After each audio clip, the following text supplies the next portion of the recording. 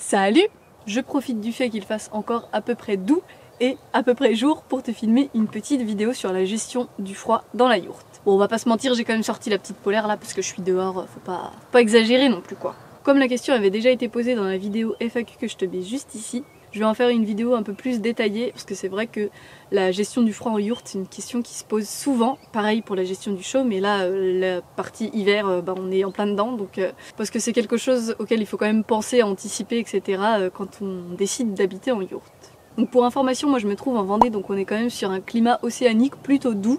On n'a pas des étés très chauds ni des hivers très froids. Bon, avec le réchauffement climatique c'est un peu à nuancer parce que les étés sont parfois quand même très chauds pour la région. Mais en tout cas les hivers restent globalement doux et c'est finalement assez rare qu'on descende en dessous de 0, même si ça arrive en général sur une petite période de l'année. Mais cette année, tu es sûrement au courant, on a eu une grosse vague de froid il y a quelques semaines et la Vendée n'y a pas échappé, on est descendu jusqu'à -5 ou -6 degrés. Faut savoir que de base je suis une personne assez frileuse mais que je suis un peu obligée de m'adapter parce que la yourte, à part peut-être certaines qui sont aux normes RT 2020 mais je ne sais pas vraiment ce que ça donne dans le réel, la yourte c'est quand même un habitat avec assez peu d'inertie. Donc on a une température qui chauffe très vite avec le poêle à bois mais qui descend aussi très vite. Donc si je me lève pas la nuit pour mettre du bois, je me trouve quand même avec des températures assez faibles. Faut savoir que cette année j'ai quand même mieux géré mon poêle que l'année dernière parce que l'année dernière je me suis trouvée à me lever des fois où il faisait 4 degrés dans la yourte voire 3 degrés.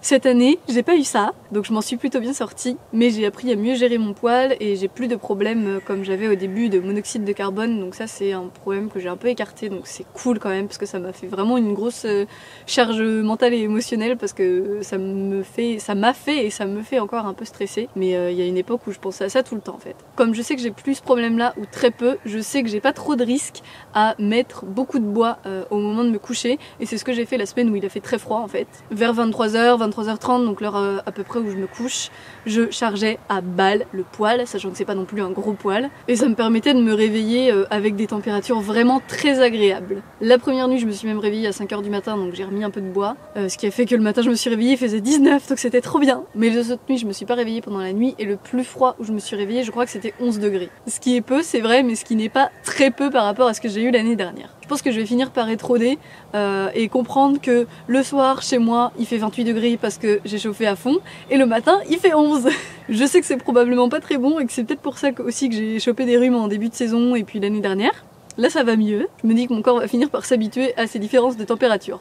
Bon, pour gérer le froid, il y a évidemment mon poêle à bois, qui est un poêle à bois qui fait 4,5 kW, ce qui est largement suffisant pour l'espace. Comme je t'ai dit, ça chauffe très vite.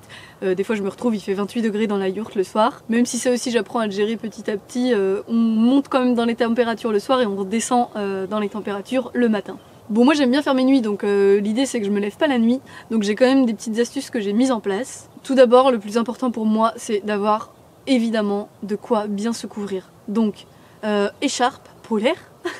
Je vis avec mon écharpe un peu, hein. Des fois même au travail je suis avec mon écharpe. Donc c'est pas non plus un truc de ouf pour moi, ça m'arrive très souvent d'avoir mon écharpe sur moi, voilà. Le must have aussi, ce sont les polaires.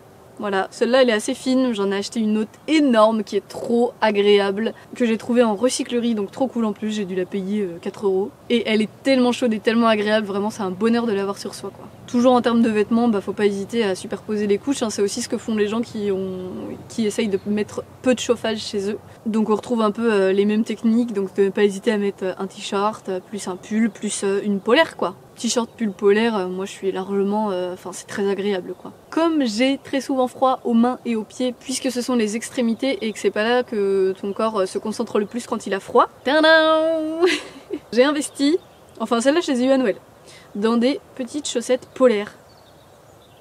Voilà, trop agréable, en plus dedans c'est tout doux. C'est pas des chaussettes qui chauffent, hein, mais c'est des chaussettes épaisses avec de la moumoute. Alors clairement on n'est pas sur un style Fashion Week, quoique des fois ils portent vraiment des trucs bizarres. Mais ça tient chaud quoi, c'est le principal, c'est ce qu'on demande. Donc voilà, au niveau des vêtements, ce que j'ai aussi pour la nuit, c'est vraiment le must have, c'est une couette d'hiver polaire qui tient vraiment chaud et qui garde la chaleur vraiment à l'intérieur du lit quoi. Du coup même quand il fait froid dans la yourte, j'arrive quand même à avoir chaud sous ma couette et ça c'est quand même le bonheur. Le plus dur finalement c'est de se lever le matin, donc j'ai toujours ma petite polaire à côté de moi et je la mets directement quand je sors de sous la couette. Honnêtement, c'est pas fait pour tout le monde, c'est quand même un truc à prendre parce que cette gestion de la chaleur est un peu compliquée. Faut pas se le cacher, surtout que moi, comme je l'ai dit, je suis assez frileuse.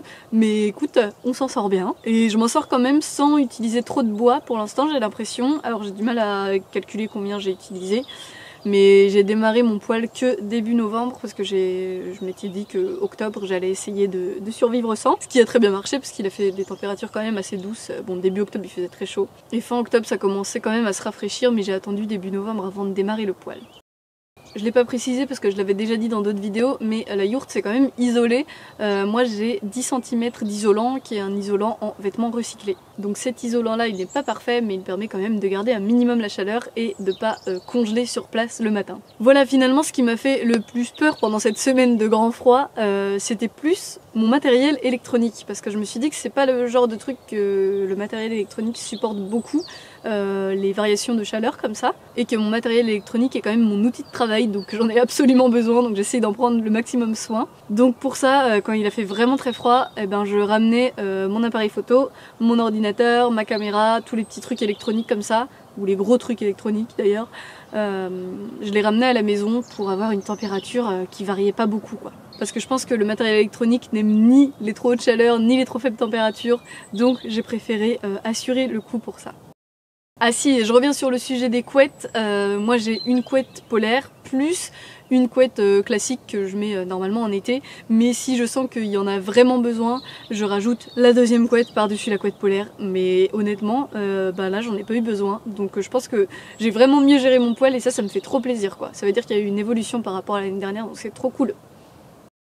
Donc pour résumer, avoir un poêle à bois, bien charger le poêle à bois le soir et le baisser au minimum pour que le bois brûle tout doucement dans la nuit.